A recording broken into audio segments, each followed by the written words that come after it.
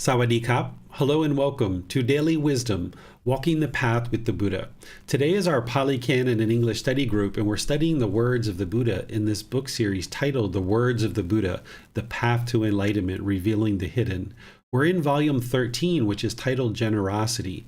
We're going to be exploring chapters 41 through 50 today in class. And if you've read these prior to class, that's wonderful because you may have some questions that you've come into class with. But if not, we're going to actually be reading these during the class, and then I'll share some teachings on each individual chapter, and then I'll open up to any questions that you guys might have.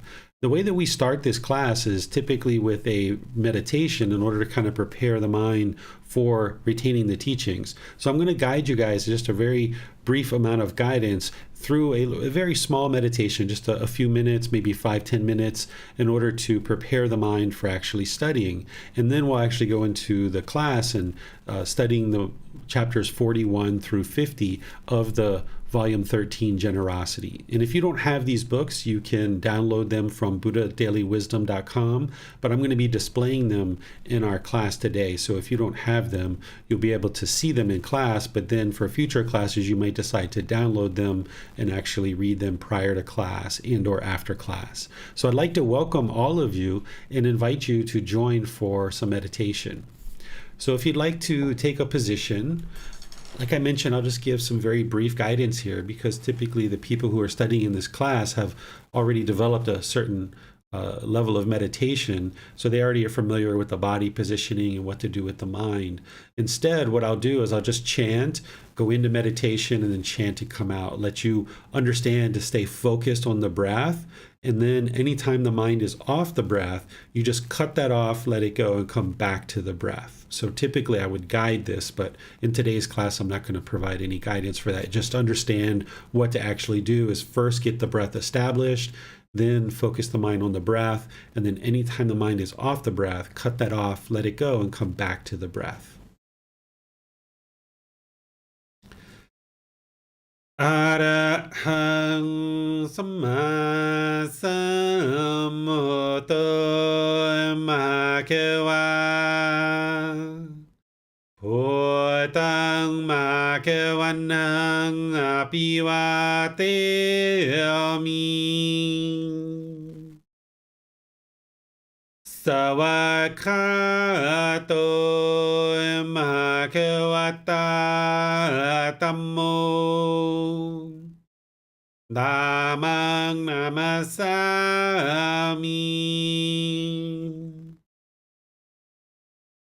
Supatipano Bhagavato Sāvaka Saṅkho Saṅghang Namami Namo Tassa Bhagavato Arahato Samma Sambuddhassa Namo Tassa Bhagavato Arahato Samma Sambuddhassa Namo Tassa Bhagavato Arahato Samma Sambuddhassa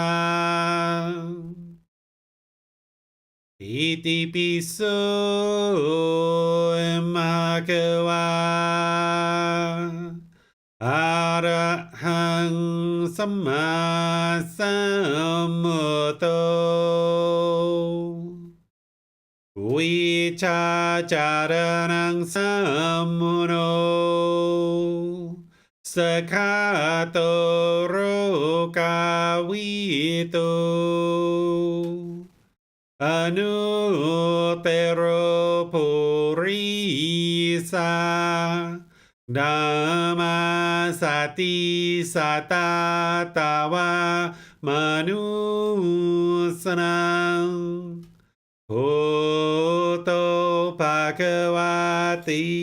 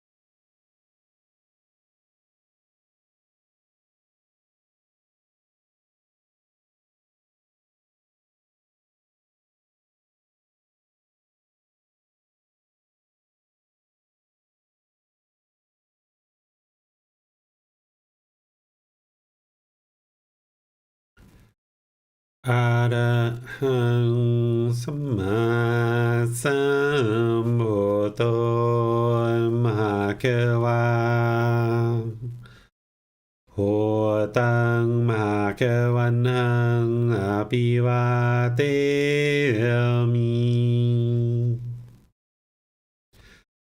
สวากขาโตมหาเกวัตตาธัมโมดามังนามาสามิสุปฏิปันโนมหะคะวะโตสาวกสังโฆสังฆังนามามินะโมตัสสะภะคะวะโตอะระหะโตสัมมาสัมพุทธัสสะนะโมตัสสะภะคะวะโตอะระหะโตสัมมาสัมพุทธัสสะนะโมตัสสะภะคะวะโตอะระหะโตสัมมาสัมพุทธัสสะอิติปิโสมะคะวะอะระหังสัมมาสัมพุทโธวิชาจารณังสัมมุโนสคาโตโรกาวิโตอนุเตโรปุริสาดามาสติสัตตาตวามานุสนังโหโตภะคะวะติ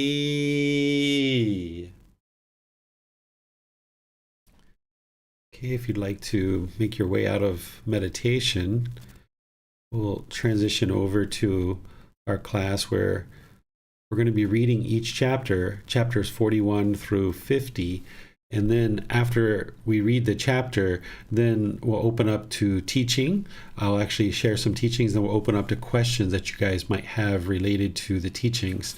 And you can put those questions into Facebook, YouTube, or Zoom, or you can raise your hand electronically in Zoom and ask any questions that you like. Yes, sir. I'll read chapter 41. To start us off, Gifts of a Wholesome Person, Second Discourse. Monks, there are these 5 gifts of a wholesome person. What 5? 1. He gives a gift out of confidence. 2. He gives a gift respectfully. 3. He gives a timely gift. 4. He gives a gift unreservedly. 5. He gives a gift without injuring himself or others. 1. Because he has given a gift out of confidence, wherever the result of that gift is produced, he becomes rich, with great wealth and property, and he is handsome, attractive, graceful, possessing supreme beauty of complexion. 2. Because he has given a gift respectfully, wherever the result of that gift is produced, he becomes rich, with great wealth and property, and his sons and wives, slaves, servants, and workers are obedient, lend an ear, and apply their minds to understand. 3. Because he has given a timely gift, wherever the result of that gift is produced, he becomes rich, with great wealth and property, and timely benefits come to him in abundance. 4.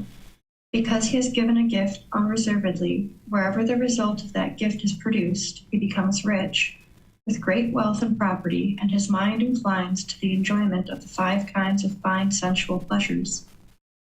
5. Because he has given a gift without injuring himself or others, wherever the result of that gift is produced, he becomes rich, with great wealth and property, and no damage comes to his property from any source, whether from fire, floods, kings, thieves, or displeasing heirs. These are the 5 gifts of a wholesome person. All right. Thank you, Miranda. So here, as we've discussed at other chapters in this book, as you're giving a gift to practice generosity, there shouldn't be the expectation of getting something else in return, because that's not pure generosity.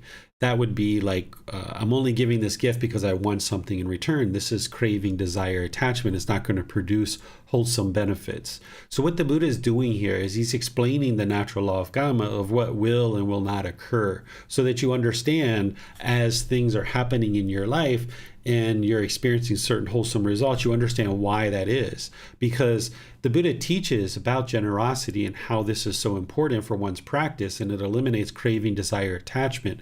But there's all these benefits that are occurring because of practicing generosity. The number one thing that the Buddha talks about, and we discussed this in other chapters in this book, about how it eliminates craving, desire, attachment, or equips the mind, the way that the Buddha explains it. And here, this is just another chapter, another discourse explaining some of the results of giving a gift. But you shouldn't be focused on this and thinking that you're only going to give a gift in order to acquire these things. Because if that's why you're giving a gift, you're not going to actually be able to experience the things that the Buddha is actually talking about here. So this is a matter of understanding the wisdom of the natural law of karma and what's actually occurring and what's not occurring, versus having the craving for these things to occur. So here he's explaining these 5 things that are experienced, that when you give out of confidence, you give respectfully, you give a timely gift, unreservedly, and without injuring yourself or others, then these are the results that one would experience. By providing a gift out of confidence, this is where the Buddha is saying, okay, if there's rebirth, essentially, or wherever that the result of that gift is produced, then there's these benefits of being rich, wealthy, with property, handsome, attractive, graceful, with supreme beauty of complexion. But of course, if you're giving for those reasons, this isn't going to actually occur. So here the Buddha is just explaining these different things, and it's helpful for you to understand, but it shouldn't be something that is part of the reason why you're giving the gift. Your generosity should be without any expectation of anything in return, and you know that you're doing that in order to eliminate, craving, desire, attachment. Down here in the explanation, or what I'm sharing just as a result of this particular chapter, is just providing some insight to help you further understand what it is that the Buddha is actually explaining. That here, by giving a gift with confidence, there shouldn't be any remorse or regret in the gift that you give. So now we're kind of in that season of gift giving with all the different holidays that exist around this time, that if you give a gift and you feel remorseful that you gave too much or that you gave too little, then there isn't this confidence in the mind. And then when you give a gift, it should be done respectfully, with gratitude and appreciation for the individual that you're giving the gift to. Giving a gift at the proper time is based on a timely need, that if somebody needs a certain thing, that perhaps they're going on a long trip or it's a particular holiday, you might be giving a gift at a proper time, or a timely gift. Giving a gift without reservation, or holding back with selfishness, but understanding that there needs to be a practice of the middle way, where even though the Buddha uses this word unreservedly, he's not saying to exhaust your resources. This is where you need to look at the Buddha's teachings in their totality and understand more of what he's saying. Whereas if you looked at just this discourse and this word of unreservedly, you might think that you're to exhaust your resources. But other discourses that he talks about generosity, you can see where he's talking to practice this middle way. Whereas if you never gave gifts, then the mind is selfish. Whereas if you gave to the point where you exhausted your resources, then this is going to produce unwholesome results as well. So without reservation means without holding back or without selfishness, that you willingly give, is essentially what's being described there as being unreservedly or willingly give gifts. And then without causing harm to yourself or others is that if you were to steal something and then give a gift, that would be causing harm to others, and it's causing harm to yourself too. Or if you were, as I talked about, exhausting your resources and you were not able to afford food, water, clothing, shelter, medical care, this would be causing harm to yourself. Or if you felt like you had to work, 100 hours a week in order to get a little bit of money together in order to give a gift to somebody, this would be harming yourself in order to give a gift. So the Buddha is saying you shouldn't cause harm to yourself or others, but instead find this middle way to ensure you're not causing harm to any beings, including yourself. And this is what will produce wholesome results. In addition to everything else the Buddha talks about related to generosity, this is one area to understand as it relates to practicing generosity. What questions do you guys have on this chapter? It does not appear that there are any questions on this chapter, sir. Okay, this is chapter 42. Yes, sir. Would you be interested in reading the even-numbered chapters, sir? Sure, I can do that. So chapter 42 is titled, A Wholesome Person is Born for the Good, Welfare, and Peacefulness of Many. Monks, when a wholesome person is born in a family, it is for the good, welfare, and peacefulness of many people. It is for the good, welfare, and peacefulness of his mother and father, his wife and children, his slaves, workers, and servants, his friends and companions, his departed ancestors, the king, the heavenly beings, and ascetics and Brahmins. Just as a great rain cloud nurturing all the crops appears for the good, welfare, and peacefulness of many people, so too, when a wholesome person is born in a family, it is for the good, welfare, and peacefulness of many people.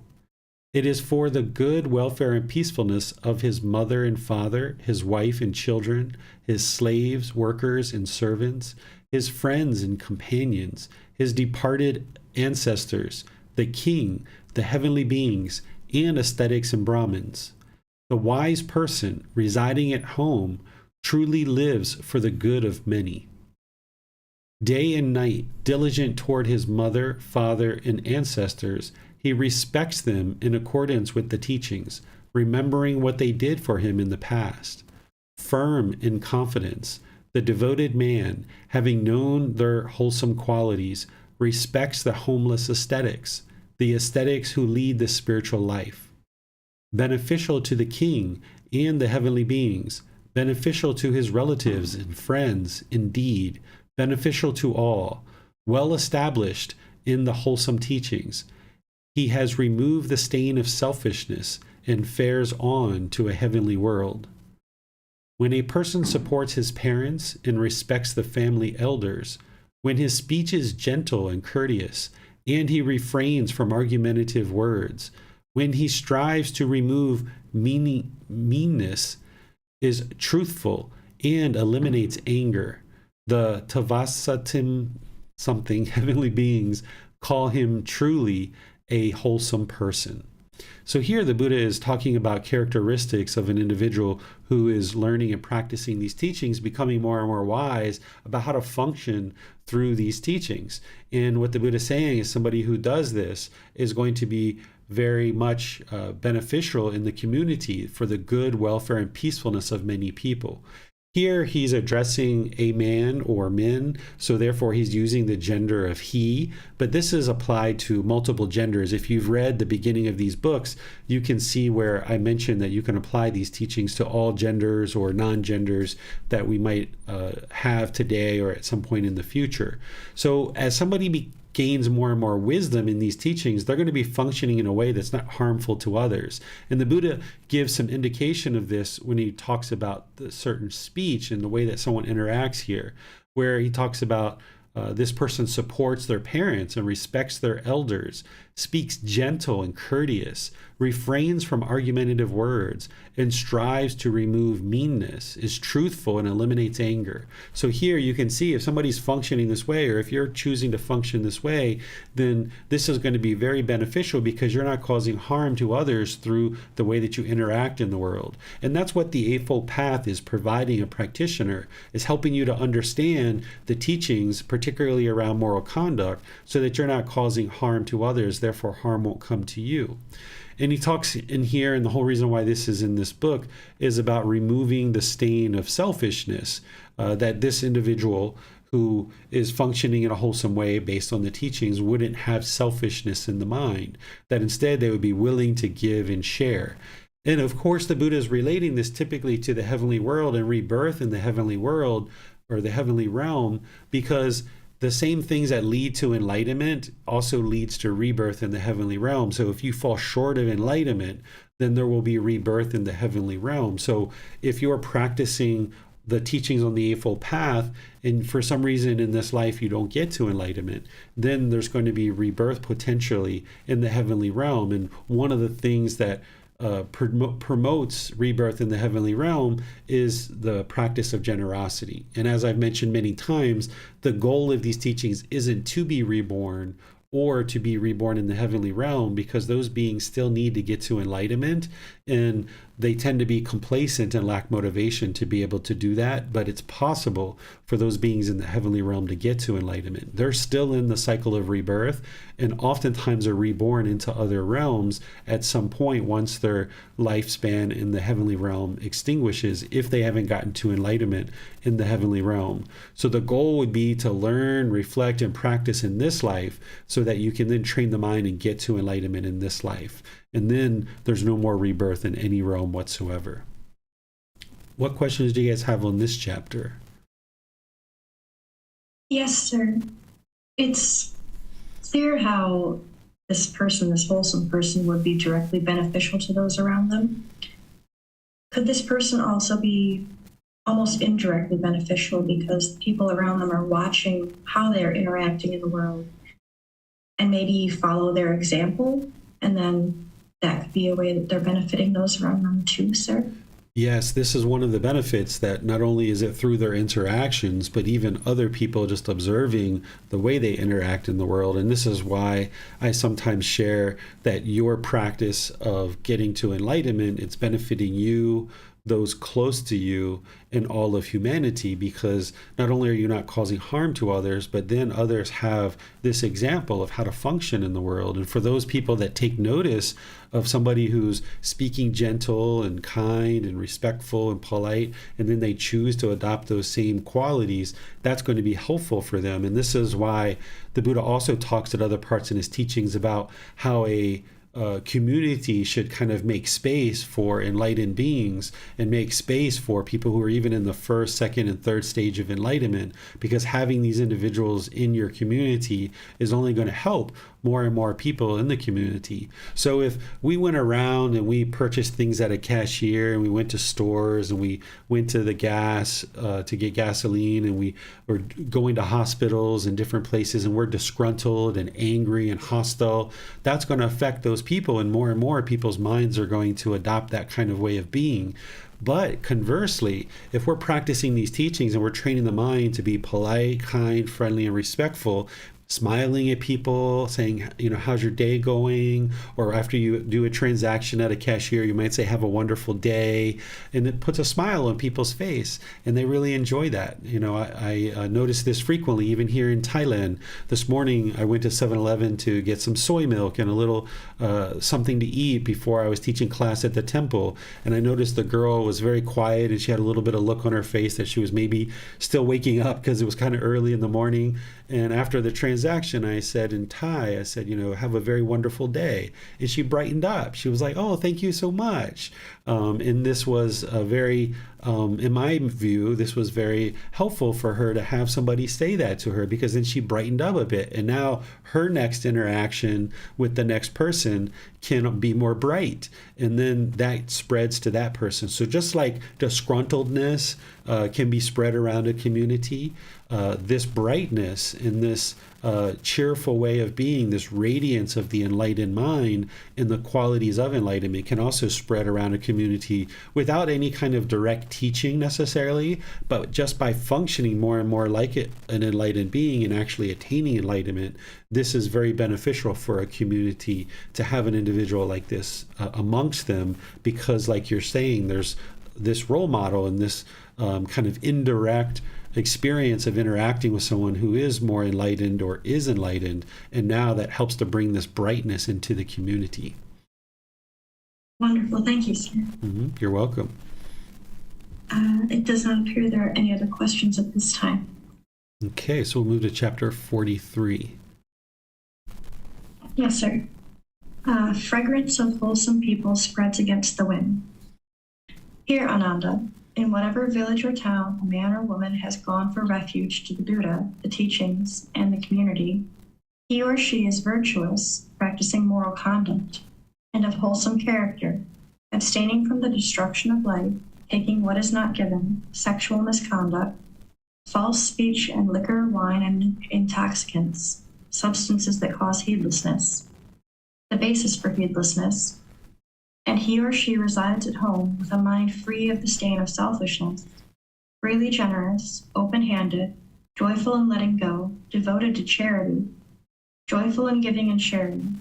In such a case, ascetics and Brahmins in all quarters speak praise, saying, in such and such a village or town, a man or a woman has gone for refuge to the Buddha, the teachings, and the community. He or she is virtuous and of wholesome character, abstaining from the destruction of life, taking what is not given, sexual misconduct, false speech, and liquor, wine, and intoxicants, the basis for heedlessness. And he or she resides at home with a mind free of the stain of selfishness, freely generous, open-handed, joyful in letting go, devoted to charity, joyful in giving and sharing. The heavenly beings and spirits, too, speak praise, saying, in such and such a village or town, a man or a woman has gone for refuge to the Buddha, the teachings, and the community. He or she is virtuous, of the wholesome character, abstaining from the destruction of life, taking what is not given, sexual misconduct, false speech, and liquor, wine, and intoxicants, the basis for heedlessness. And he or she resides at home with a mind free of the stain of selfishness, freely generous, open-handed, joyful in letting go, devoted to charity, joyful in giving and sharing. This, Ananda, is the fragrance that spreads with the wind, against the wind, and both with and against the wind. The fragrance of flowers does not spread against the wind, nor the fragrance of sandal, tagara, or jasmine. But the fragrance of wholesome people spreads against the wind. The wholesome person's fragrance fills all quarters. All right. Thank you, Miranda. This is actually a good connection to what we were just talking about, is that as you function more and more through the teachings, this is, yes, going to be helpful in the community, but also it's going to help build a reputation for you that then becomes beneficial. An individual shouldn't be learning and practicing these teachings in order to build a reputation. And, this is just reinforcing the personal existence view, that first fetter.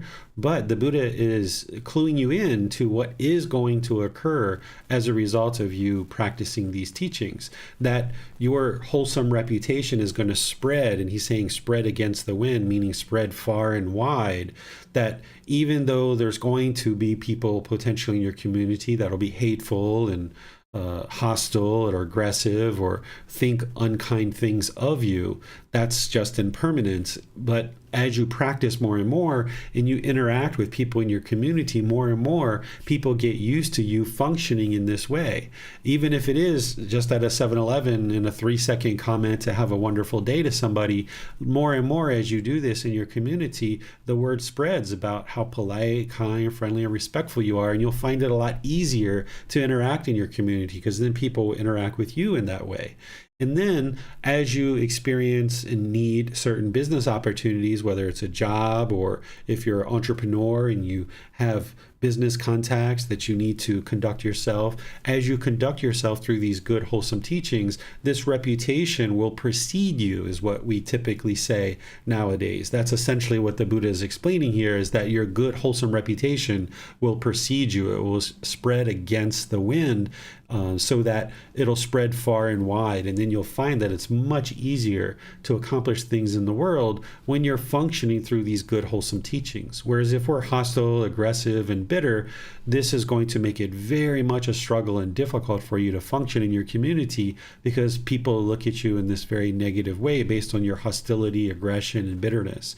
And then conversely, as you function more and more wholesomely through these wise teachings, then you'll experience improved results. thoughts.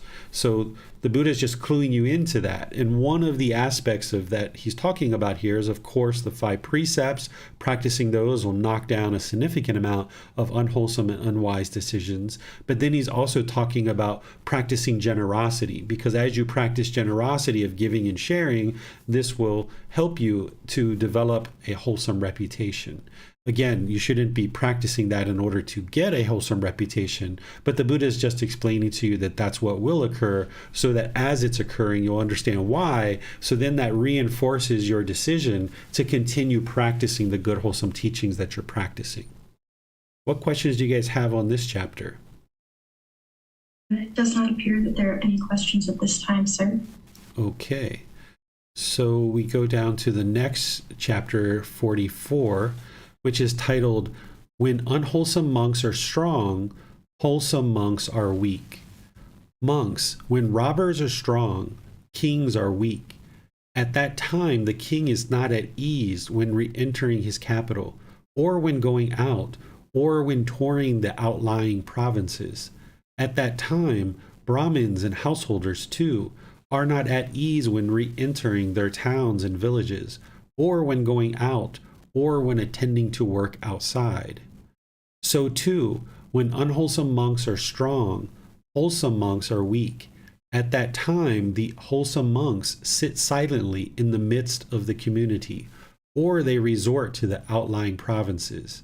This is for the harm of many people, for the unhappiness of many people, for the ruin, harm, and suffering of many people, of heavenly beings and humans. Monks, when kings are strong, robbers are weak. At that time, the king is at ease when re-entering his capital, and when going out, and when touring the outlying provinces. At that time, Brahmins and householders, too, are at ease when re-entering their towns and villages, and when going out, and when attending to work outside. So too, when wholesome monks are strong, unwholesome monks are weak. At that time, the unwholesome monks sit silently in the midst of the community, or they depart for other regions. This is for the welfare of many people, for the peacefulness of many people, for the good, welfare, and peacefulness of many people, of heavenly beings and human beings.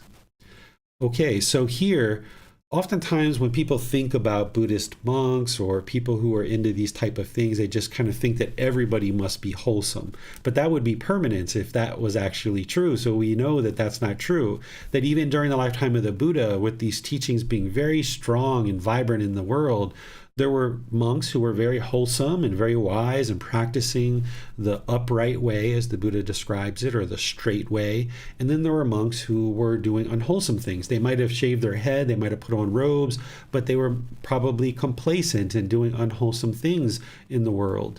So the Buddha is explaining this, and when he talks in other parts of his teachings and he talks about making offerings, he talks about making offerings to virtuous practitioners, because that's what's going to support these teachings coming into the world in more and more vibrant ways. Well, the same thing here is what he's saying is when the wholesome practitioners are strong, then the wholesome ones are weak, meaning that the teachings aren't being very visible in the world because the wholesome monks are remaining quiet and they're not standing up and sharing the teachings that would lead to wholesome conduct. So therefore, this unwholesomeness comes over the world or over your community because these teachers or these ordained practitioners or whomever is seeking people are seeking guidance from for teachings, it's going to now have this unwholesomeness as part of it, and this is going to be spread throughout the community because the unwholesome or because of the wholesome individuals are quiet and they're not really sharing the teachings in the way that the Buddha recommends. But then conversely, when the wholesome ordained practitioners and the wholesome teachings come into the world through being strong and vibrant and being shared widely in the world, then people can understand the real wisdom behind these teachings. And then the unwholesome practitioners or ordained practitioners tend to be weak and kind of go by the wayside and become silent. So what the Buddha is saying here is maintain the wholesomeness, maintain the strength of the community, because as long as we allow the unwholesomeness to come into the community, this is almost like a bacteria or a virus that eats away at the community. So by having strong practitioners who are practicing the teachings and strong teachers, not strong in terms of strength or power, but strong in terms of their wisdom and practice of these teachings, then as new students come into the community, it's much easier for them to observe that, yeah, all these people are so friendly and kind and polite and respectful, and they can kind of see how to practice amongst a community of individuals who are wholesome. And then the unwholesomeness kind of goes by the wayside. But if we allow a community to become unwholesome, and that's the strong qualities that are pervasive in the community, then it's very challenging for people to be able to see what is actually the way of practice in order to be able to then practice in order to get to enlightenment. And you might see this in your community if you've seen kind of like one tragic event happen in your country, and then there's kind of like this repeated copycatting of unwholesome actions and activities. And then conversely, if you see a community where there's certain wholesome things that are happening, then people will tend to kind of use that as an example, and they will kind of step up and kind of become more and more wholesome. So here the Buddha is just providing guidance to help people understand that, because once he's gone and things start to shift and change, if a collection of unwholesome monks get together and kind of take over a certain town, then the wholesome monks are going to remain quiet, and this is for the detriment and the harm of the people of that community. But if the wholesome practitioners are out there and practicing the teachings and sharing the teachings into a community, now this wholesomeness can come into the community. And that's where the Buddha says that this is for the good, welfare, and peacefulness of many people. Because now, as we were just talking earlier, people can use this wholesome practicing practitioners as a role model or an example of how to model these teachings and how to practice them more readily. What questions do you guys have on this chapter? It does not appear that there are any questions at this time, sir. Okay, so now we go to chapter 45. Yes, sir. Ways to eliminate unwholesome people. The perfectly enlightened one told Brahmin Kutaranta about the story of the king Mahavajita calling his chaplain to instruct him on how to make a great sacrifice. The chaplain replied, "Your Majesty's country is overrun by thieves. It is severely damaged.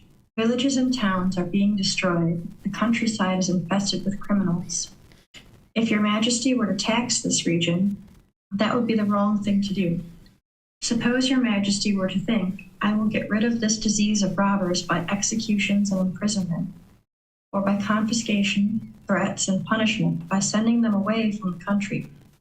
The disease would not be properly ended. Those who survived would later harm your Majesty's country. However, with this plan, you can completely eliminate the disease. To those in the kingdom who are engaged in cultivating crops and raising cattle, let your Majesty distribute grain and food for livestock. To those in trade, give capital. To those in government service, assign proper living wages. Then those people, being intent on their own occupations, will not harm the kingdom. Your Majesty's revenues will be great, the land will be tranquil and not overrun by thieves, and the people, with joy in their hearts, playing with their children, will reside in open houses." All right, thank you, Miranda. So when I describe this to students, rather than go through this whole discourse, although this discourse provides great details and provides the teachings that help you understand this, what I describe this as is accentuating the positive. If we see people that are doing unwholesome things, like our children or people in our life, and we just look to punish them, then this is just going to create more and more problems, because then the people feel like we're being hateful or we're doing harmful things to people. But when we see our children or people in our life doing wholesome or wise things, if we accentuate that positive and kind of compliment them, or perhaps give them gifts or things like this, and kind of share our appreciation for the wholesome and wise things that they're doing, this is actually going to promote better results in your life. Here, the Buddha is talking about it in terms of a whole kingdom. So you can think about this in terms of a country. Oftentimes, the way that people think conduct or behavior is changed in a country is to punish. And if we make all these laws and people don't follow our laws, we will punish them, and then this will solve the problem. But this never solves the problem. This just makes things worse and worse and worse, as the Buddha is describing it as a disease. Instead, the way that you need to function in order to eliminate from a country or from a population of people, or even just within your own home, is the way that you eliminate this disease of unwholesome conduct and unwise decisions is you accentuate the positive. When people are doing wholesome things, you reward that. And the Buddha is describing it here as the king observes that people are raising crops and cattle and grain and food, and they're involved in business and trade, that instead, when those things are happening, the king should essentially accentuate that and kind of give gifts in order to reward these people for the good work that they're doing.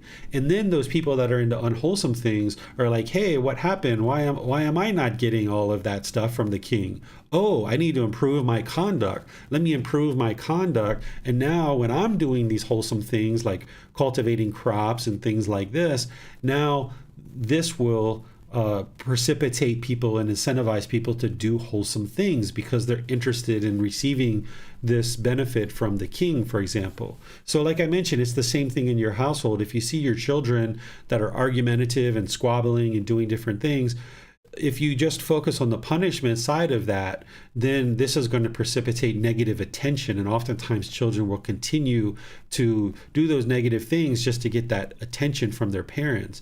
But instead, if you focus 98% of your time, when you observe your children doing wholesome things or wise things, if you reward that, even with just your words or a high five or a hug or a kiss or a rub on the head, that a girl, that a boy, or however you decide to do that, then this is going to accentuate the positive, and then they're going to be more inclined to do those things. So we can do this on a personal level, and people who are politicians or involved in the responsibility of running a country or a government can learn from this too, that if you just create laws and punish people, this doesn't eliminate the craving, anger, and ignorance in the mind. This doesn't incentivize people to do wholesome things. Instead, they need to see the example that when people are doing wholesome things, they get rewarded for that. So you know what? Maybe I will do those things too. But if all we do is punish people, imprison people, or as it's talked about here, executing people, then those people who survive, those relatives, are going to be hateful because now their family and friends have been imprisoned and have been executed. So now there's going to be a rise of anger from those people against the king in this case, or against the government, or things like this. Or if you punish your kids and you only focus on punishing your children, now they're going to be hateful towards you because they feel like they're being punished. Whereas if you reward them, accentuate the positive for the things that people are doing in a community or that your children are doing, then they're going to be more inclined to do those things more frequently. So you should always be looking to accentuate the positive, with the understanding that sometimes you're going to need to talk with the people around you about things for them to improve in order to bring their practice up to an improved state. So what questions do you guys have on this chapter? Yes, sir. On YouTube, Max Goldberg asks, is it possible to accentuate the positive too much? Yes, if you do extensive amount of praise, then the child's mind, or whoever you're spending time with, your employees, your life partner, or what have you, can get attached to this praise, and then they're only doing this activity for the praise. So when you first get started with training somebody like this, you might praise them kind of 2 or 3 times, like back to back, to kind of show them what you're doing, and then let them do that same thing without any praise, so that now they're doing it just because they know it's the right thing to do and it's the wholesome thing to do. And you don't praise what they're doing for a few times. This way, their mind doesn't crave the permanence of continuous and ongoing praise, because you would like to incentivize them to do things enough with your praise, but then you would like to step back and let them do those things based on their own decisions, because they see that it's a wise thing to do. And they won't get that if you constantly praise. So you might initially, with a new thing that you're working on with somebody, you might initially kind of praise them more frequently, and then kind of fade that away for a while, and then praise them every once in a while, and then kind of fade that away. And then you get to the point where you don't need to praise that at all anymore. It might just be a simple thank you, I appreciate that, or things like that. So yes, it would be possible to praise too much, and you should be observant of that and ensure that you're kind of practicing that in the middle way, just like we do everything else. But initially, you might need to kind of get things underway and get the ball rolling with a certain amount of praise to get things moving in the right direction. Thank you, sir. Mm-hmm. Also, when we do have to address, I guess I shouldn't say have to, when we are addressing unwholesome behaviors, is there a way with skillful speech, when addressing unwholesome thoughts, speech, or actions from another person, to not be negative towards this, but still allow them to see how they could change their thoughts, speech, or actions to be more aligned with a wholesome way of interacting with the world? Yes. So the first thing I'll say about that is the only time that we should consider that we need to share teachings to help somebody is if we're in a role of doing that. So for example, when I was an employer, I was a boss, there was times where I needed to teach my employees how to improve, or like as a parent, right? Or as an actual teacher. If it's just a coworker relationship, or if it's a neighbor or something like this, we shouldn't feel like we are in the role of teaching this person. We can actually still be effective, but depending on the relationship, we might have to see if they're open to suggestions or advice. But there are some situations where we're for sure designated, and it's our role to now share teachings with this person. And rather than being degrading and demoralizing and telling them they're a bad person and things like this, what I tend to do is I focus on the decisions that they're making. Rather than them as a person and saying, you're wrong, I'll say, I'm not sure that I agree with the decisions that you've made here. I would like to talk about these decisions and see if, we can understand them better, and perhaps you can learn a bit more wisdom about the decisions that you're making. So it's always about the decisions that my son is making, for example, rather than him as a person. He's never feeling depleted or deflated or diminished when he comes out of our conversation like he's a bad person or he's an unwholesome person, for example. Instead, it's about cultivating wisdom and making sure that he looks at his decisions and casting that in a positive way. So in the past, when I was helping him work out his right speech with his mom, for example, if he would speak in unkind ways, I would sometimes say, Bailan, let's put a pause on this conversation that you're having with your mom right now. Let's talk about this. Do you feel like you're talking with your mom in the best way? Is this wise? Is this going to produce wholesome results for you, talking to her in this way? So I'm kind of asking him questions so that he can look at his own conduct and then he can teach himself, essentially. Because people generally know kind of if they're speaking in a polite, kind of friendly, respectful way or not. And oftentimes, once there's a certain amount of teachings on board, it's a matter of just posing the right questions and getting them to look at their own conduct. And then they're going to be much more readily willing to listen to themselves as they teach themselves. So you just kind of pose the right questions to help them be insightful and look at their own conduct. And if that situation, my son was like, yeah, I think I'm talking to mom just fine. This is the way I always talk to her. And then I might say, well, I disagree. I notice that you're being a little bit harsh. You're kind of being a little bit demanding and asking her things. why don't you try to do this again? We'll kind of restart this where you can initiate the conversation again and think about some ways that you can talk to mom without being so demanding and so controlling about getting what you want. Instead, focus on communicating in a way that is more loving and more kind and respectful to your mom. So I never tell Bailan exactly what to say or what to do, but I'm giving him teachings to think about that he can then work with that wisdom, and then he can come up with his own words through his own personality, his own character, and then he's more likely to repeat those things if he's come up with it on himself, on his own. Whereas if I just give him pre-stocked things to say, like I want you to say it this way or I want you to say it that way, then he has to remember those things. Whereas if he comes up with it himself and he's taught himself essentially just through the guidance of me saying, I think you can be less controlling and less demanding here. You can be a bit more respectful with your mom. Then he can find the right way to do that.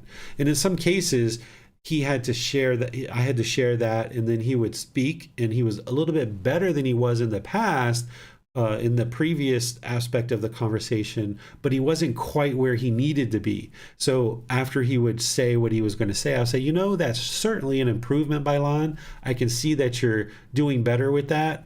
But now let me share this guidance with you. And then I would share a little bit more guidance. And I'll say, okay, now why don't you try to do this again? And then sometimes we would laugh and joke about this, of replaying a conversation with mom. And mom would get into it too. And she would smile and she would pretend, like if he was saying something very lovely and very wonderful, she would get like this big smile and big eyes and, be reaching her arms out to hug him. Whereas if he wasn't quite there yet, she would kind of look like confused, like maybe he wasn't quite there with his speech yet. So you can kind of make this playful and enjoyable too, where it's not domineering and punishment and you are wrong and you did this wrong and that wrong, and people leave the conversation feeling miserable. You can have fun with it and enjoy it and cast things in a positive light, showing your children or showing your employees or showing people the wise way of this path. Essentially what you're doing is you're holding a light and you're showing them the wisdom of this path by helping the path become more and more visible.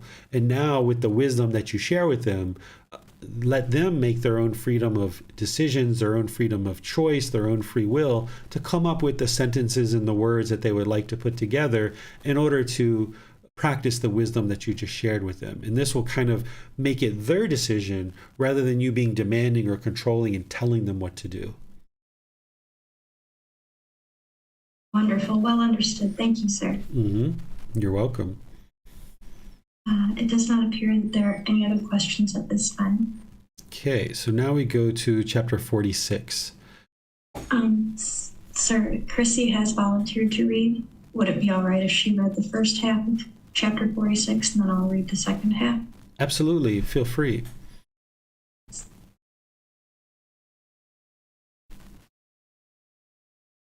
Thank you. I might need help with that first word that starts with a K, the monks of... I was going to have trouble with that word too, so I looked to Miranda. Yeah, there we go. Okay. Thank you. The monks of Kosambi. At the time, a certain monk accused another monk that he had fallen into wrongdoing and did not see that wrongdoing as a wrongdoing. He had a group of monks who took part with this monk, carried out a formal act of suspension against that specific monk for not seeing the wrongdoing. Then there were also a group of monks who took the side of the suspended monk and sided with him. The community of monks was divided. They could not carry out the observance together. Now at that time, monks, causing fights, causing arguments, falling into disputes in the dining hall in the middle of the house, behaved unsuitably towards one another in actions, in speech. They came to blows. Having expressed disapproval of them, having given reasoned talk, the perfectly enlightened one addressed the monks, saying, "Enough, monks, no arguing, no arguments, no fights, no contention, no disputing. When he had spoken thus, a certain monk who spoke what was not the teachings spoke thus to the perfectly enlightened one. Venerable Sir, let the perfectly enlightened one, the master of the teachings, wait. Venerable Sir, let the perfectly enlightened one, unconcerned, live intent on residing in ease here and now. We will be held accountable for this argument, fight, contention, disputing. And the second time, the perfectly enlightened one spoke thus to these monks. Enough, monks, no arguments, no fights, no contention, no disputing. And the second time, the monk who spoke what was not the teachings spoke thus to the perfectly enlightened one. Venerable Sir, let the perfectly enlightened one, the master of the teachings, wait. Venerable Sir, let the perfectly enlightened one, unconcerned, live intent on residing in ease here and now. We will be held accountable for this argument, fight, contention, disputing. Then the perfectly enlightened one addressed the monks sitting Prince Digavu's story as an example. Brahmadatta, the king of Kasi, had done him much mischief. He had killed the prince's parents. As Prince Digavu had opportunity to show his anger by killing Brahmadatta, the king of Kasi, he thought of his father's last words. Do not you, dear Digavu, look far or close, for dear Digavu, angry moods are not calmed by anger. Angry moods, dear Digavu, are calmed by non-anger. Do not look far means do not bear anger long. Do not look close means do not hastily break with a friend. Thus, the life of Brahmadatta, the king of Kasi, was granted by Prince Digavu. Then Brahmadatta, the king of Kasi, gave back the prince's troops and vehicles and territory and storehouses and barns of grain, and he gave him his daughter. Now, monks, if such is the patience and generosity of kings who wield the scepter, who wield the sword, herein, monks, let your light shine forth so that you who have gone forth in these teachings and discipline which are thus well taught may be equally patient and gentle. But none of these monks listened to the perfectly enlightened one. Then the perfectly enlightened one, having dressed in the morning, taking his bowl and robe, entered Kasambi for alms food. Having walked for alms food in Kasambi, bringing back his alms bowl after his meal, having packed away his lodging, taking his bowl and robe, and standing in the midst of the community, he spoke these verses. When all together they shout, none feels unwise. Though the community is divided, one might think unwise. With wandering wisdom, the wise one understands all the field of talk. With mouths wide open to full extent, what leads them on they know not. They who in thought argue this, that man has abused me, has hurt, has defeated me, has me devastated, these angers not calmed. They who do not argue this, that man has abused me, has hurt, has defeated me, has me devastated, in them anger is calmed. No, not by anger our angry moods calmed here and at that time, but by non-anger they are calmed. This is an ageless, endless, natural law.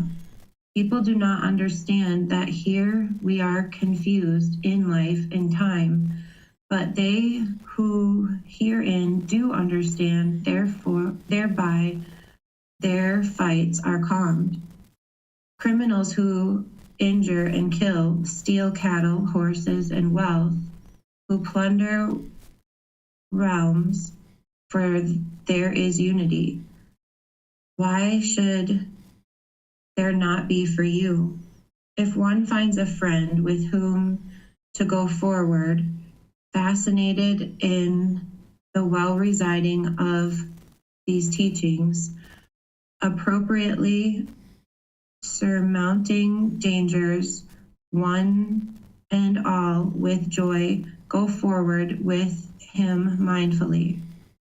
Finding none appropriate with whom to go forward, none in the well-residing, fascinated in these teachings, as king quits the conquered realm, go forward lonely as a bull elephant in an elephant jungle. Better to go forward one alone. There is no companionship with the unwise. Go forward lonely, unconcerned, doing no evil as a bull elephant in an elephant jungle. Then the perfectly enlightened one, having spoken these verses, as he was standing in the midst of the community, approached Balakalonakara village. Good job. And the eastern bamboo grove. Along the way, he had met a few of his senior disciples. Walking in the tour, in due course, he arrived at Paralia.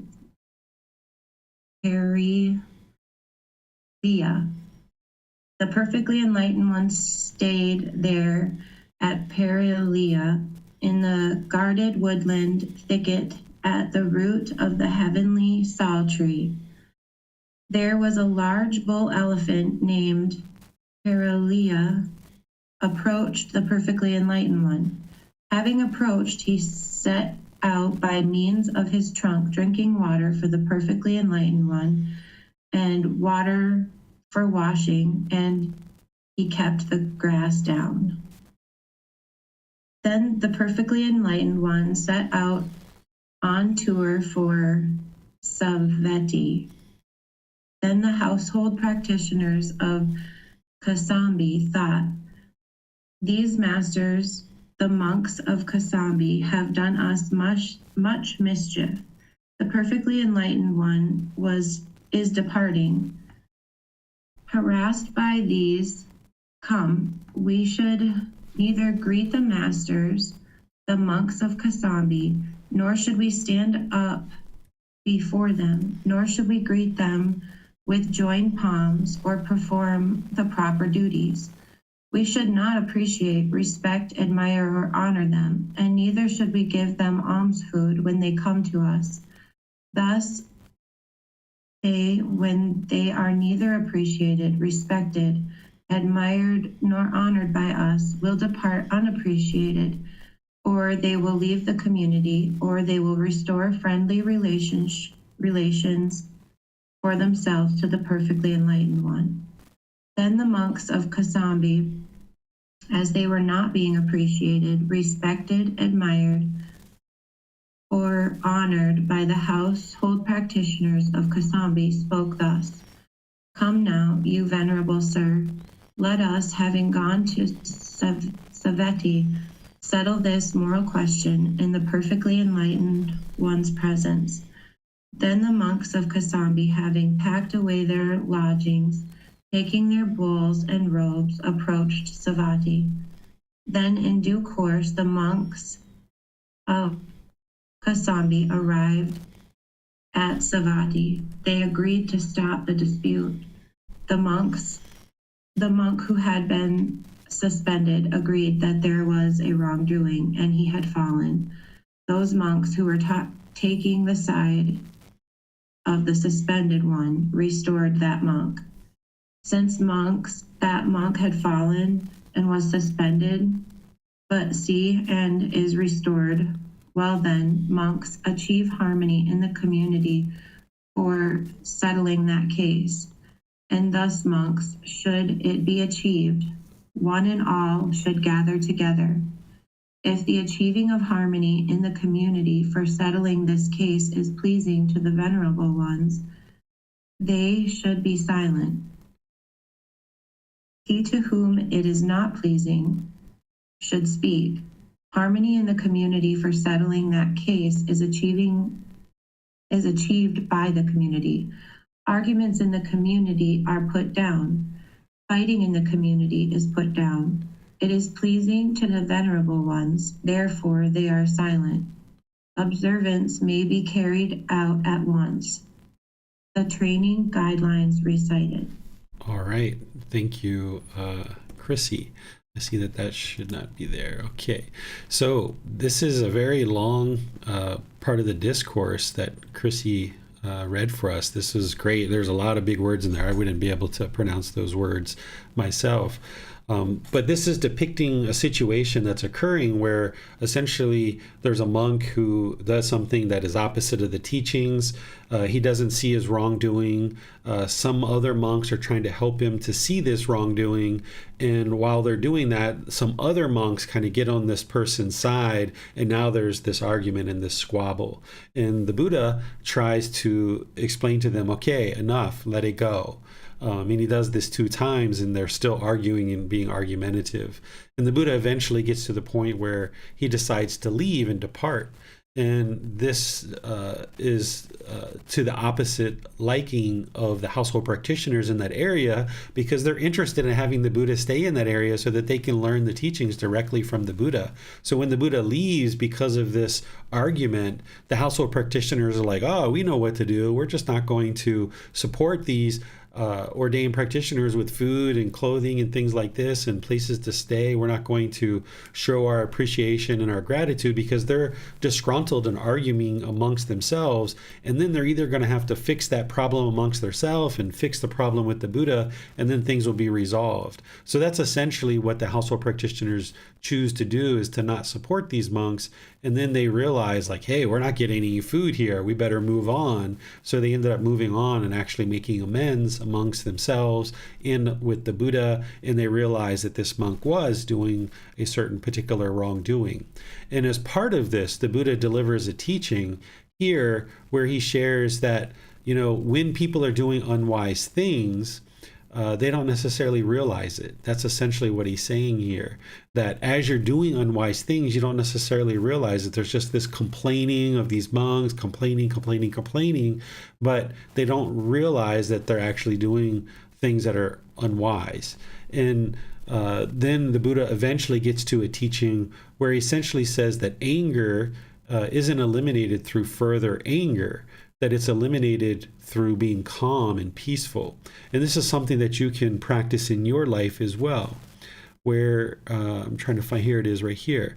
No, not by anger are angry moods calmed here and at any time, but by non-anger are they calmed. This is an ageless, endless natural law. So you can incorporate this into your practice, that if you see other people being argumentative and aggressive or hostile, it would be unwise for you to then match that back, because that's just going to escalate the situation and make it worse. This is where I talk about having a rubber ball.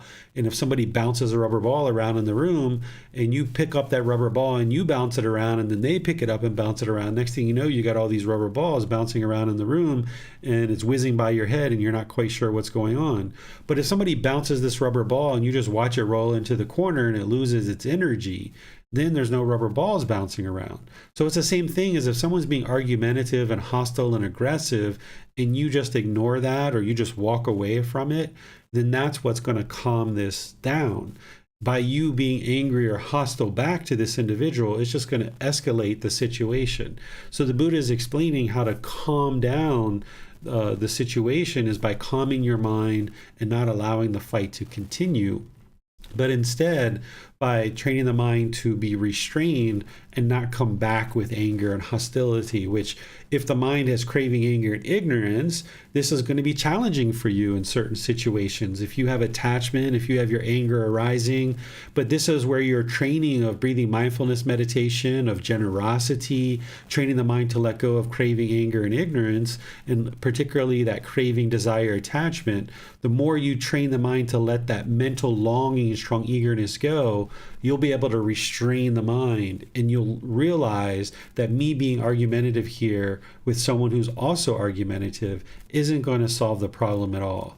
Oftentimes there's the ego in there making the mind feel like if I can just come up over the top of this person and I can prove to this person that I'm right and they're wrong, this will solve the problem and they'll be quiet. But they've also got ego in their mind, and they're not going to stand for that. So this ego in this anger just goes and goes and goes and goes, and the situation just becomes more and more elevated. And this is where oftentimes it can come to, punching or hitting or throwing things. People have even gotten weapons and murdered people as the escalation of the argument continues. But instead, what the Buddha is explaining here is the way to calm this down is to respond with non-anger. And what non-anger is loving kindness, or the genuine interest in seeing all beings be well. And in some cases, that might mean that you just walk away. Or in other situations, you might say some calming words. But oftentimes when somebody's mind is so elevated into anger, hostility with argumentative speech, there's nothing you can say to calm them down. Oftentimes, the best thing to do is to just walk away. And you'll need to decide that on a case-by-case basis of what you choose to do and how you choose to respond.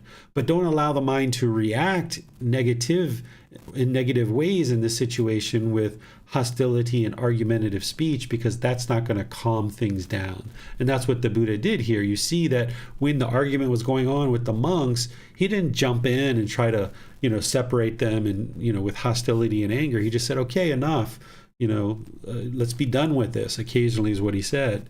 Essentially is what he said is, let's just be done with this. And then he said that twice, and they didn't respond to him. They didn't listen because their anger was too elevated. So then he just decided to leave and walk away. And that's the way to just move away from it. And then the people learn, like, hey, as long as there's argumentative speech around, you're not going to be around and you're not going to be in that situation. And then those people learn more and more to not do that. And it's going to take a number of times of you doing this, where the people around you start to learn that every time I become argumentative, this person leaves, and I don't like that. I would like them to be around so we can talk.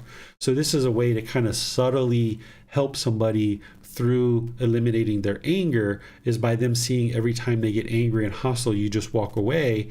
Then eventually they can potentially train their mind to not do that when you just choose to walk away from that situation. So that's one of the things that's being described here. There's a lot of other things that are happening as well. So I'll just open up to any of the questions that you guys might have. You can put into Facebook, YouTube, or Zoom, or you can raise your hand in Zoom and ask any questions that you like. Yes, sir. It is understood that sometimes walking away is the best course of action, is the most wise course of action. But knowing about impermanence, that won't 100% of the time be the case. How are we to discern what response would be the most wise response in keeping this anger from escalating? Yeah, so it's important to understand that when someone else is having anger and they're being argumentative, your role in that situation is not to calm them down. Oftentimes that's what we think our role is to try to calm this person down. You can't calm them down. They have to choose to become calm on their own. So if you have the mindset that you're trying to calm this person down, then you might feel like there's certain actions you need to take in order to calm them down. But instead, you need to realize the responsibility to calm down is with them. And that oftentimes words and actions from you is actually just going to make the situation worse. So what you should do is, instead of having the mindset of your role is to calm this person down, instead you should think with the mindset of my role in this situation is to maintain my own contentedness, to maintain my own calmness, to protect my own mind. And in that situation, what's the best thing for you to do? And that's why oftentimes the best thing to do is walk away. Because as long as you allow your 6 sense bases, the eyes, ears, nose, tongue, bodily contact, and the mind to stay in the situation, you might observe a rising of your own anger. If you have anger, that's still in the mind. If you see your own anger arising, what you should do there is cut that off and let that go. But what you should function and what you should consider your role in these situations is to protect your own contentedness. And oftentimes that's removing your sense bases out of the situation. And in that situation, you haven't caused any harm where you remove the sense bases or this body, this mind out of the situation. You haven't caused any harm. Now, if this person is craving and they try to latch onto you or they try to pull you back, that's where you can then choose to what you're going to do next. And in each situation, it's going to be different. It's going to be unique. But if you're in relationships where someone's being that aggressive with you and not allowing you to walk away from a conversation freely, then you should probably evaluate whether that's wise relationship for you to be in or not. And you might need to make some changes in your life about the relationship itself. So you should be able to walk away, and that can be a very wise thing to do. In other situations, you might just stand there quietly. If you have composure of the mind, you might be able to just stand there quietly. I did this early on when my wife was training and my Gama was coming back to me and she was yelling and hollering at me. Sometimes I would walk away, oftentimes I would, but sometimes I would just stand there quietly and maintain my composure and just let her yell and holler and yell and holler. And then when she was done, from there, I might ask her, are you finished? In a very loving and compassionate way. And then she might say some more things. And then eventually when she's done, I might decide to just walk away after she's yelled and hollered and screamed. But this was many years in the past that we don't have that going on at our home anymore. But oftentimes walking away can be the wisest thing to do. Other times you might just need to stay there and restrain the mind. But if you're having difficulties restraining your mind and you feel your anger coming up, that's where it's best to just kind of politely move away from the situation. Yes, thank you, Sir. Mm-hmm. It does not appear there are any other questions at this time. Oh, wait, I see Chrissy has her hand raised. Let's go to her for her question. Sure. Sorry, I was a little bit slow on raising my hand. I have a question about, if you could go back down where it talks about the elephant, the bull-eyed elephant, what that was in reference to. I was a little confused there about a relationship. There's no comparison with the unwise, go forward lonely, unconcerned, doing no evil as a bull-eyed elephant in an elephant jungle. Okay, so better to go forward one alone. There is no companionship with the unwise. Going forward lonely, unconcerned, doing no evil as a bull elephant in an elephant jungle.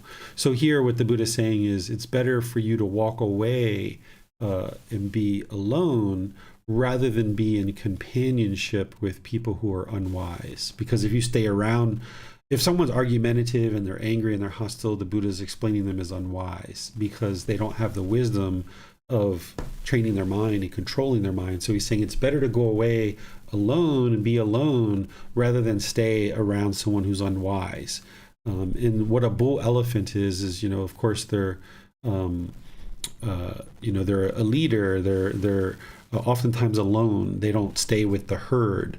A bull elephant goes off on their own, doing no evil as a bull elephant. A bull elephant is going to be all by themselves. So the Buddha is saying, don't do any evil in this situation where someone's being argumentative. Don't do any hostile or aggressive things, but instead just go away and be alone, away from the herd, like a bull elephant. Okay, thank you, sir. I understand. And the only reason why he says go forward lonely is because in the unenlightened state, there can be potentially some loneliness there. Once the mind's enlightened, there isn't going to be any loneliness. But also being sure that when you walk away from a situation where there's argumentative speech, be unconcerned, because you can know that you haven't caused any harm by walking away. Sometimes people feel like it's rude to walk away, but that's just because there's attachment. There isn't any speech or any action that's harming this other person. If somebody walks away from a conversation and somebody deems that to be rude, that's because of their own craving. They're wanting to keep this person in the conversation. In that situation, there hasn't been any speech, there hasn't been any actions that's harmful, so you can be unconcerned in walking away from a situation. And that's what the Buddha is saying, unconcerned here. That's helpful. Thank you. Mm-hmm. You're welcome. It appears that is all the questions that are being asked for this chapter, sir. Okay, so now we go to 47. Yes, sir. Where should a gift be given? First discourse. Venerable sir, where should a gift be given? Wherever one's mind has confidence, great king. But, venerable sir, where does what is given become of great fruit? This is one question, great king. Where should a gift be given? And this another. Where does what is given become of great fruit? What is given to one who is virtuous, practicing moral conduct, great king, is of great fruit. Not so what is given to an unwholesome person. Now then, great king, I will question you about this same point. Answer as you see fit. What do you think, great king? Suppose you are at war and a battle is about to take place. Then a Katya youth would arrive, one who is untrained, unskillful, unpracticed, inexperienced, fearful, terrified, frightened, quick to flee. Would you employ that man? And would you have any use for such a man? Surely not, venerable sir. Then a Brahmin youth would arrive, a Vesa youth, a Sudha youth, who is untrained, unskillful, unpracticed, inexperienced, fearful, terrified, frightened, quick to flee. Would you employ that man, and would you have any use for such a man? Surely not, venerable sir. What do you think, great king? Suppose you are at war and a battle is about to take place. Then a Katya youth would arrive, one who is trained, skillful, practiced, experienced, brave, courageous, bold, ready to stand his place. Would you employ that man, and would you have any use for such a man? Surely I would, venerable sir. Then a Brahmin youth would arrive, a Vesa youth, a Sudha youth, one who is trained, skillful, practiced, experienced, brave, courageous, bold, ready to stand his place. Would you employ that man, and would you have any use for such a man? Surely I would, venerable sir. So too, great king, when a person has gone forth from the household life into homelessness, no matter from what clan, if he has abandoned 5 factors and possesses 5 factors, then what is given to him is of great fruit. What 5 factors have been abandoned? Sensual desire has been abandoned, ill will has been abandoned, complacency has been abandoned, restlessness and worry have been abandoned, doubt has been abandoned. What 5 factors does he possess? He possesses virtue of one beyond training, concentration of one beyond training, wisdom of one beyond training, liberation of one beyond training, wisdom and vision of liberation of one beyond training. He possesses these 5 factors. Thus, what is given to one who has abandoned 5 factors and who possesses 5 factors is of great fruit. As a king intent on waging war, would you employ a youth skilled with the bow, one endowed with strength and vigor, but not the coward on account of his birth? So even though he be of low birth, one should honor the person of noble conduct, the wise man in whom are established in the virtues of patience and gentleness. One should build delightful sanctuaries and invite the learned to reside in them. One should build water tanks in the forest and causeways over rough terrain. With a confident mind, one should give to those of upright character, give food and drink and things to eat, clothing to wear and bed and seats.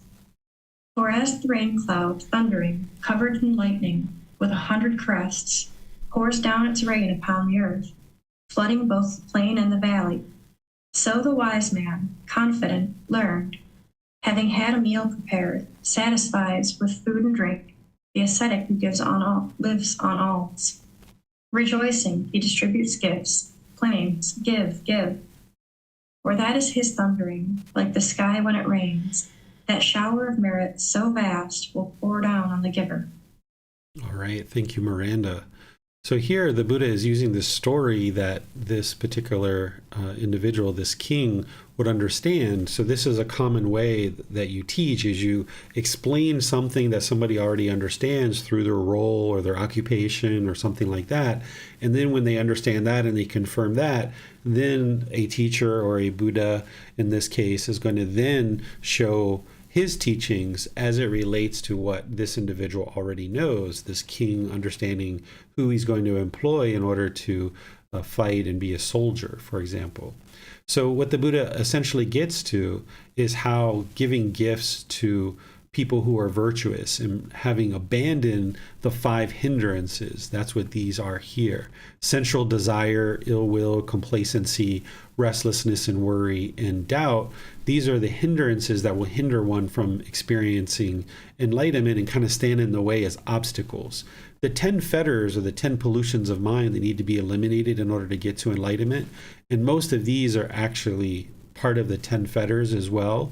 But the Buddha talks about these things in different ways depending on whether he's talking about it as an obstruction or an obstacle versus talking about it as one of the fetters or pollutions of mind. So the Buddha's helping this particular king understand who to give gifts to. Because as a person who's maybe joining the path or maybe at a certain point in their path, they may not understand easily who they should actually practice in giving gifts to, and the Buddha is making that kind of easy for them to be able to see. So one who's eliminated sensual desire, ill will, complacency, restlessness and worry and doubt, the Buddha is saying, okay, this would be a wise person, someone who's abandoned this would be helpful for you to give a gift to them. And then the Buddha adds these 5 factors that somebody possesses. He says virtue or moral conduct beyond training.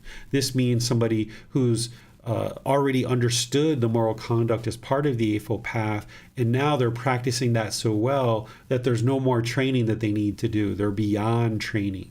That they have concentration, and they've developed concentration as part of practicing the teaching so well that they now have focus and concentration beyond training. There's no more training that they need to do in order to cultivate more concentration.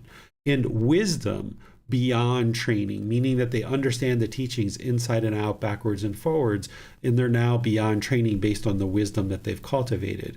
And liberation of one beyond training. This is someone whose mind is actually enlightened. These things that the Buddha is talking about is describing someone who's enlightened, but he's describing it in a very straightforward way that the average person can understand.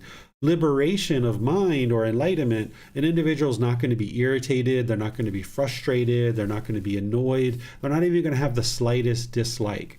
As you're interacting with a person, you shouldn't see any hostility, any uncomfortableness, any dislike, any kind of irritation or annoyance. Of course, not any of the strong feelings like anger and hostility and bitterness. Someone whose mind is liberated beyond training means that they're actually enlightened and they're not experiencing any discontent feelings whatsoever. And then the Buddha says wisdom and vision of liberation beyond training. What this is that you have the wisdom of how to liberate the mind, and you can have the vision or the clarity to be able to see how to help other people to liberate the mind. That this is a person who's sharing the teachings, and he's saying this is somebody who would be wise to give gifts to. What questions do you guys have on this particular chapter? Not appear that there are any questions at this time, sir. Okay, so now we'll move to the next chapter, which is chapter 48. Would you like me to read that one, Miranda? Yes, sir. Please, if you could. Sure. So the title here is, Where Should a Gift Be Given? Second Discourse. My family gives gifts, Venerable Sir, and those gifts are given to monks who are arahants, or on the path to arahantship. those who are forest dwellers, alms food collectors, and wearers of rag robes. Sense householder, you are a household practitioner enjoying sensual pleasures, living at home in a house full of children, using sandalwood from Kasi, wearing garlands, scents, and ointments, and receiving gold and silver. It is difficult for you to know. These are Arahants, enlightened beings, or on the path to Arahantship, enlightenment. If householder, a monk who is a forest dweller is restless, puffed up, conceited, talkative, rambling in his talk, muddle-minded, lacking clear comprehension, unconcentrated, with a wandering mind, with loose sense bases, then in this respect he is blameworthy, responsible for wrongdoing. But if a monk who is a forest dweller is not restless, puffed up, and conceited, is not talkative and rambling in his talk, but has mindfulness established, clearly comprehends, is concentrated, with singleness of mind, with restrained sense bases, then in this respect he is praiseworthy, deserving admiration or commendable. If a monk who resides on the outskirts of the village, if a monk who is an alms food collector, if a monk who accepts invitations to meals, if a monk who wears rag robes, or if a monk who wears robes given by householders is restless, puffed up, conceited, talkative, rambling in his talk, muddle-minded, lacking clear comprehension, unconcentrated, with a wandering mind, with loose sense bases, then in this respect he is blameworthy, responsible for wrongdoing. But if a monk who resides on the outskirts of a village, if a monk who is an alms food collector, if a monk who accepts invitations to meals, if a monk who wears rag robes, or if a monk who wears robes given by householders is not restless, puffed up, and conceited, is not talkative and rambling in his talk, but has mindfulness established, clearly comprehends, is concentrated with singleness of mind, with restrained sense bases, then in this respect he is praiseworthy, deserving admiration, commendable. Come now, householder, give gifts to the community. When you give gifts to the community, your mind will be confident. When your mind is confident, with the breakup of the body after death, you will be reborn in a good destination, in a heavenly world. Venerable Sir, from today onwards, I will give gifts to the community. So here the Buddha is giving guidance once again to an individual who doesn't understand how to determine whether somebody is an Arahant or on the path to Arahantship. He's giving kind of this shorthand way of helping you to determine who should you support in terms of their practice to help you to eliminate craving, desire, attachment through practicing generosity, but also your offerings are helping that individual to then stay focused on their practice to get further and further in their practice and get closer and closer to enlightenment. So he's saying here that as a householder, this individual who's enjoying sensual pleasures, has a house full of children, using sandalwood, which is kind of a little bit like an intoxicant, but not like a real strong one, that's wearing garlands, scents, ointments, receiving gold and silver, that they wouldn't necessarily know what an Arahant is or an enlightened being is or on the path to Arahantship. So the Buddha says if somebody's restless, puffed up, conceited, talkative, rambling in his talk, muddle-minded, lacking clear comprehension, unconcentrated, with a wandering mind, with loose sense bases, then this is a person who is not enlightened or is not close to enlightenment. And loose sense bases would be that they have craving through the eyes, ears, nose, tongue, bodily contact in the mind. So because of this craving, desire, attachment, the mind is going to be muddle-minded or unconcentrated, lacking this clear comprehension. But on the contrary, the Buddha is saying if somebody isn't restless, if they aren't puffed up, if they aren't conceited, they're not just talkative and having frivolous speech or rambling in their talk, but they have mindfulness, so this awareness of mind. They have clear comprehension and concentration. They're practicing singleness of mind. You observe that their sense bases are restrained. They're not just craving through the senses. Then this is the type of person the Buddha is saying, okay, this is who you should give a gift to, because they're further along on the path, and they're either on the path to arahantship or they're actually enlightened as an arahant.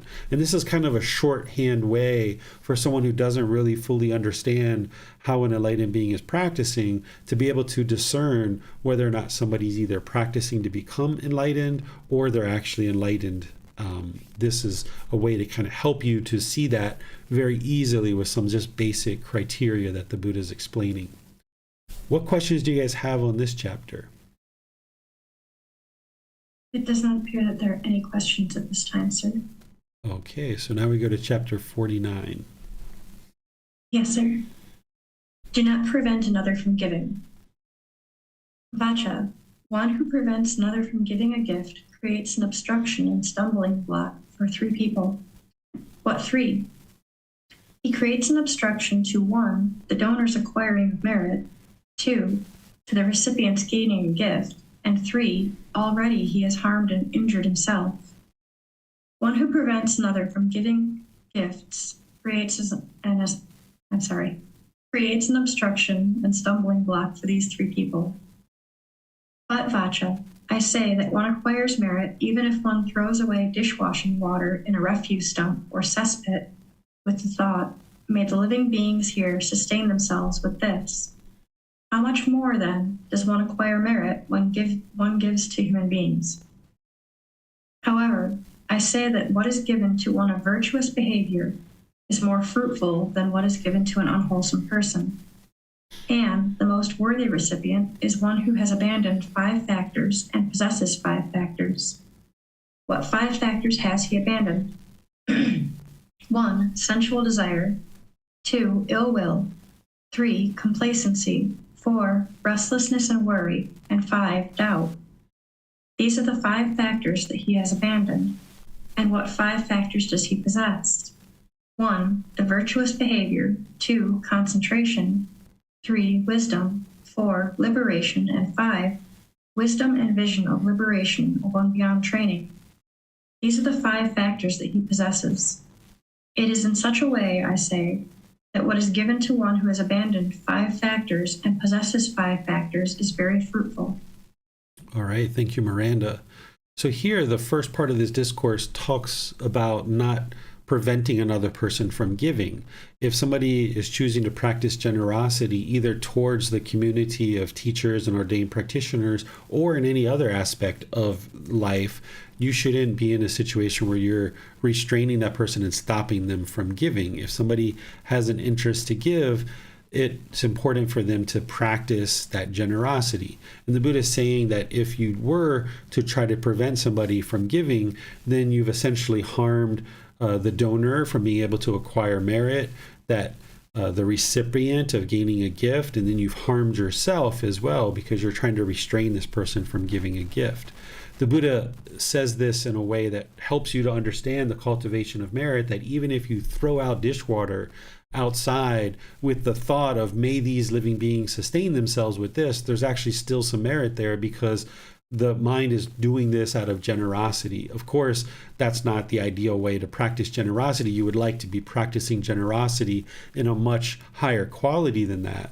But the Buddha oftentimes is going to speak in these extremes to be able to see you, that for you to be able to see that even something like this of tossing out dishwater for animals to eat or drink on the floor outside, there's some benefit in that because you have the intention of helping these beings through this dishwater that you're dumping out. And then the Buddha is explaining the same thing that we explored in a previous chapter, where he's saying essentially the individuals that you're looking to make gifts to for the community are people who have eliminated sensual desire, ill will, complacency, restlessness, and worry and doubt. And you would like to see that they possess virtuous behavior, concentration, wisdom, liberation, and wisdom and vision of liberation and how to guide people to liberation. And these are beyond training. This is going to be very fruitful and beneficial because by supporting this individual, now these teachings can come into the world for more and more people to benefit from them. What questions do you guys have on this chapter? It does not appear that there are any questions at this time, sir. Okay, and now the last one, chapter 50. A good and bad field.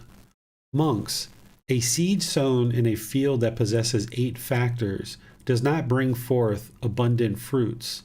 Its fruits are not delicious, and it does not yield a profit. What 8? Here, the field has mounds and ditches. 2, it contains stones and gravel. 3, it is salty. 4, it is not deeply furrowed. 5, it does not have inlets for the water to enter. 6, it does not have outlets for excess water to flow out. 7, it does not have irrigation channels. And 8, it does not have boundaries. A seed sown in a field that possesses these 8 factors does not bring forth abundant fruits. Its fruits are not delicious, and it does not yield a profit. So too, monks, a gift given to an ascetic and Brahmin who possesses 8 factors is not of great fruit and benefit, and it is not very brilliant and widespread. What 8 factors? Here, the ascetic and Brahmins are of wrong view, wrong intention, wrong speech, wrong action, wrong livelihood, wrong effort, wrong mindfulness, and wrong concentration. A gift given to ascetics and Brahmin who are possessing these 8 factors is not of great fruit and benefit, and it is not very brilliant or widespread. Monks, a seed sown in a field that possesses 8 factors brings forth abundant fruits. Its fruits are delicious, and it yields a profit. What 8 factors? Here, 1, the field does not have mounds and ditches. 2, it does not contain stones and gravel. 3, it is not salty. 4, it is deeply furrowed. 5, it has inlets for the water to enter. 6, it has outlets for excess water to flow out. 7, it has irrigation channels. And 8, it has boundaries. A seed sown in a field that possesses these 8 factors brings forth abundant fruits. Its fruits are delicious, and it yields profit. So too, monks, a gift given to ascetics and Brahmins who possess 8 factors is of great fruit and benefit. It is of extraordinarily brilliant and widespread. It is extraordinarily brilliant and widespread. What 8 factors? Here, the ascetics and Brahmins are of right view, right intention, right speech, right action, right livelihood, right effort, right mindfulness, and right concentration. A gift given to ascetics and Brahmin who possess these 8 factors is of great fruit and benefit, and it is extraordinarily brilliant and widespread. So, here, once again, the Buddha is taking something that people already know, which is cultivating fields and planting fields, which it would have been a understanding that many, many people had during the lifetime of the Buddha. And he's taking what they understand about that and then relating it to the teaching so that they could see that in these situations of these 8 factors, that seeds don't grow and produce wholesome results. The same thing as if you provide gifts and offerings to individuals who have wrong view through wrong concentration, then this isn't going to promote beneficial outcomes in the community. Because if people are practicing wrong view, wrong intention, wrong speech, wrong action, wrong livelihood, wrong effort, wrong mindfulness, and wrong concentration, then the teachings can't flourish in the community and people can't see what the good, wholesome teachings are. But conversely, the Buddha explains these certain 8 factors of a field, that if a field has these 8 factors, it will grow wonderful fruit that is delicious and yields a profit. In the same way, if we provide gifts to individuals who are practicing right view through right concentration, now this is very beneficial for the community because these individuals are being supported, and now those teachings can come into the world more and more.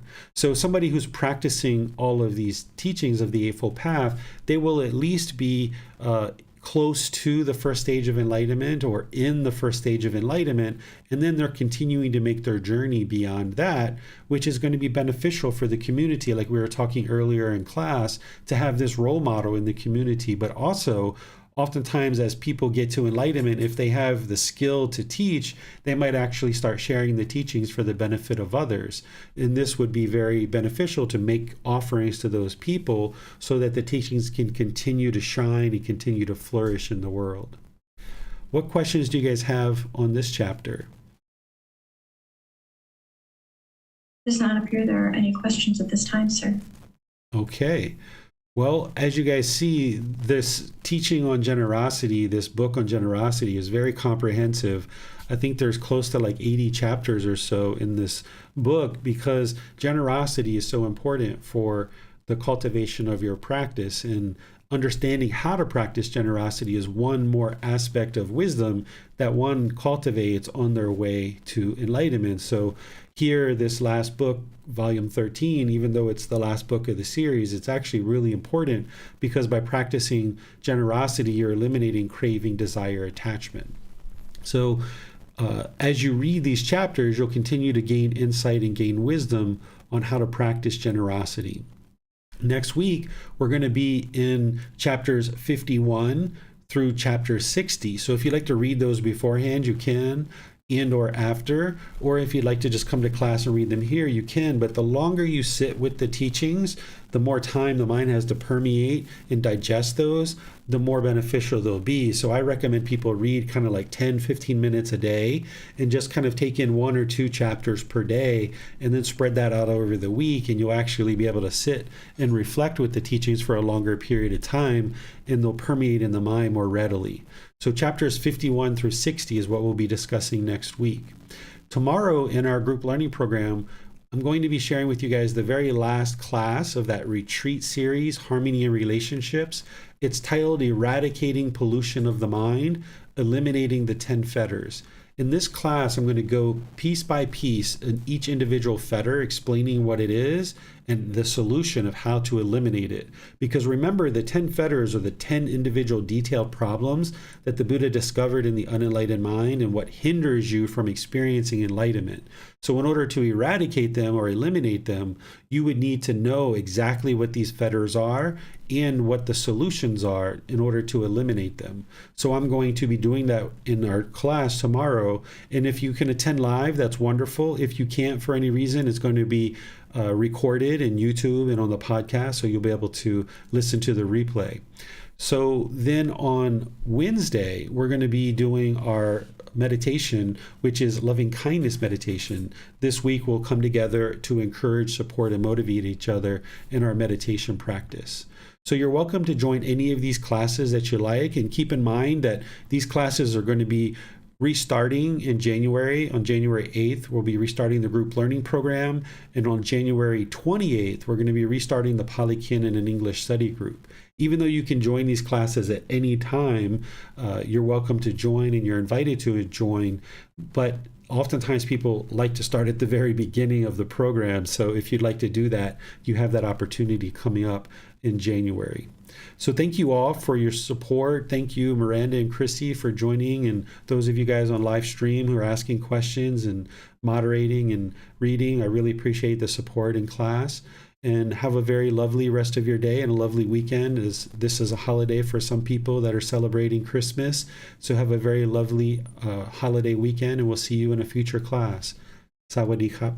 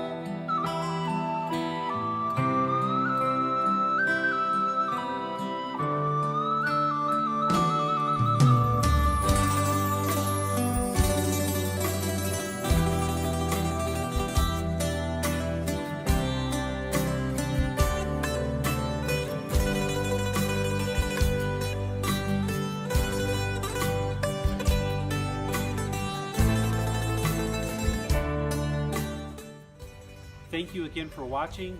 Enjoy your meditation. Look forward to seeing you online and answering any questions that you might have.